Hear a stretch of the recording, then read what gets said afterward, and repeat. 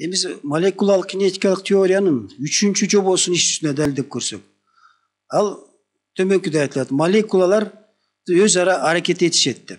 Өз ара аракет этишет дегенде биз билебиз, молекулалар түртүшөт,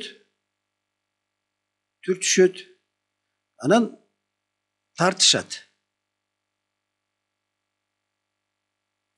Бул турмушта биз молекулалардын өз ара аракет этишүүсүн биз оңой эле турмуштан байкасак болот. Мисалы, металл, темирди же жыгачты алып туруп, биз эгерде аны кыса турган болсок, кыса албайбыз. Ийүүгө дагы кыйын. Ал эми газды биз алсак, мисалы топту ала турган болсок, топ, мисалы металл деп коем могу жерге, металл. Булар ошо ийүү, кысуу, бул кыйынчылыкка турат, кыйынчылыкка. Ал эми топту алсак, мисалы топтун ичинде билесиңер аба, абаны кысуу, ийүү, бул оңой. Кысуу, ийүү, оңой. Эмне үчүн деген суроо туулат бул жерде. Эмне үчүн мисалы металл, катуу нерселерди биз оңой менен кысып ийүүгө ие албайбыз? Бул экөөнүн тең, мына топту оңой кыссак болот.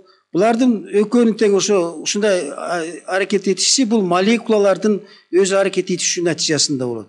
Мына тартышы, түртүшү деген бул ушул жерден биз байкасак болот. Бизде суроо туулат эми. Эмне үчүн молекулалар түртүшөт? Эмне үчүн тартышат? Биз муну далилдеш үчүн биз буга чейин билебиз эми. Тартышып түртүшүү дегенде сөзсүз зарядталган нерсе болуш керек.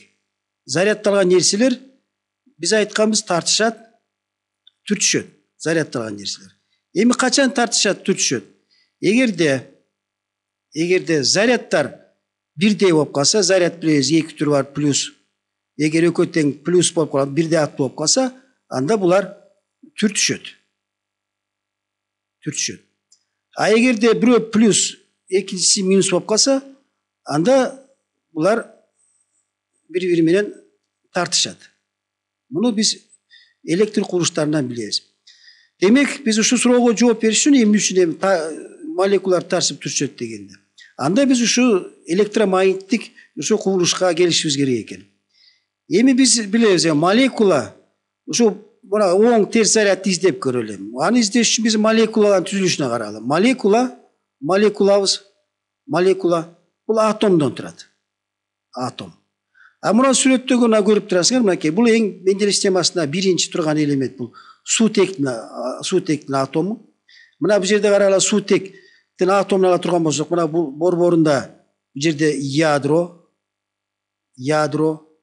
Ал эми анын тегерегинде мына заряд терс болуп, электрон айланып жүрөт. Электрон булар дайыма тынымсыз кыймылда ядрону тегерегинде айланат. Мына биз суроого жооп бериш үчүн мына ушул нерсенин ичине кайрылышыбыз керек экен. Эми карайлы, бул жерден биз экинчи, бул гелийдики. Мына экинчи, бул гелий. Катар номери Менделеев системасынын 2 атомдук массасы 4. Бул жерде да токтоп кетейин, могу 2, 4 дегени. Суутекке келсек, суутекти биз H1 деп коебуз. Эмне үчүн могу 2, катар номери 2? Бул жерде карагыла, биздин ядро, мына могу жерде ядро, бул мына плюс деп турат. Бул протон, оң зарядка ээ болгон протон. Ал эми кара заряды жок, бул нейтрон. Ал эми терс зарядка ээ болгон бөлүкчө, бул электрон. Мына кара борборунда оор ядросу жайгашкан, ядронун ичинде мына өзүңөр байкап тургандай протон, нейтрондон турат. Эми катар номери канча болсо, ошончо протон, ал эми сыртында ошончо электрон айланып жүрөт. Карагыла, мында 2 протон, 2 электрон. Ал эми 4 деген эмне? 4 деген мына ядронун ичинде 4 бөлүкчө бар деген түшүндүрөт. Мына карагыла, 2 протон болгондон кийин 2 нейтрон.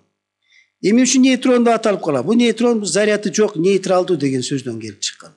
А оң бул протон, терсибиз электрон. Эми молекулалар кара атомдон турат деген. Биздин кара бул сүрөттөн көрдүк. Значит, биздин атомубуз бул ядродон турат экен, ядро. Ал эми анын тегерегинде электрондор айланып жүрөт. Электрон. Эми кара, биз мисалы алсак, мисалы суутекти алалы. Суутектин атому H2 деп берилет. Суутектин атому, суутектин бир молекуласы, мына бир молекуласы бул 2 атомдон турат. 2 деген ошону түшүндүрүп атат. Эми ушул жерден эме сызып көрөлү. Суутектин бир молекуласын сызып көрөлү. Суутектин бир молекуласы 2 атомдон турат экен. Суутектики мына борборунда оор ядросу жайгашкан. Анын тегерегинде бир электрон айланып жүрөт. Мына могу жерде электрон деп коебуз, заряды терс. Мына бул айланып жүрөт. И бул жерде дагы экинчи атомду сызайын. Бунун тегерегинде дагы электрон, бир электрон айланып жүрөт. Мына бул дагы бул бардыгы биригип, экөө биригип туруп суутектин бир молекуласын түздү. Мына бул молекула болуп калды. Молекула. Эми могу жерден карагыла. Плюс менен плюс биз мурун айттык. Бул экөө бири-бири менен түртүшөт.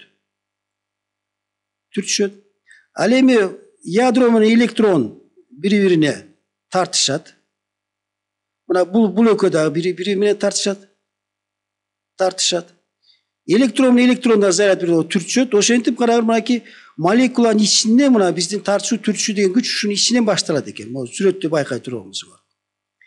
Эми молекула негизинен заряды нейтралдуу.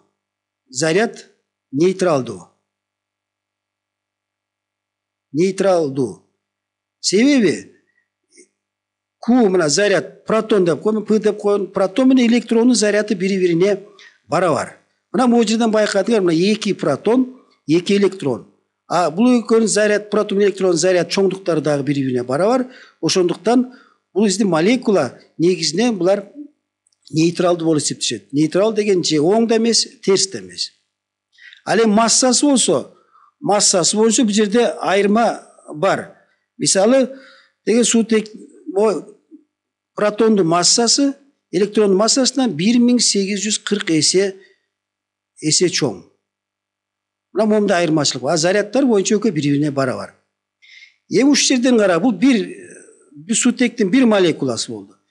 Эми эгерде мен бул жерден дагы суутектин экинчи молекуласын алып келе турган болсом, ушундай эле алып келе турган болсом, мына бул бир атом, бул жерде экинчи атом, мына бул дагы суутектин бир молекуласы болду, суутектин бир молекуласы. Эми бул молекулалар бул экөөнүн ортосунда, мына экөөнүн ортосунда биз айткан F деп коеюн, тартышуу, анан F түртүшүү күчү пайда болот. Эми бул жерден карагыла. Биз эгерде молекуланы бири-бирине жакындата турган болсок, кандайдыр аралыкка келгенден кийин бул молекула бири түртүшө баштайт. Бул молекула эч качан бири-бирине тийгизип, бири-бирин кысууга мүмкүн эмес. Эми үчүн мына түртүшөт дегенде бул жерден карагыла, бул мынакей оң заряд менен оң заряддар, электрон менен электрон заряддары бирдей болгондуктан булар түртүшөт. А эгерде биз алыстатып кое турган болсок, молекулаларды алыстата турган болсок, анда булардын ортосунда тартышуу күчү пайда болот. Бул эсептөөлөр боюнча F бул жерде түртүү күчү бул аралыктын 9 даражасында тескери пропорционалдуу. Ал эми F тартышуу күчүбүз бул жерден аралыктын 7 даражасында. Бул жерден өзүңөр байкап турасыңар, бул жерде түртүшүү күчү тез көбөйөт. Ал эми тартышуу күчү караганда жайыраак.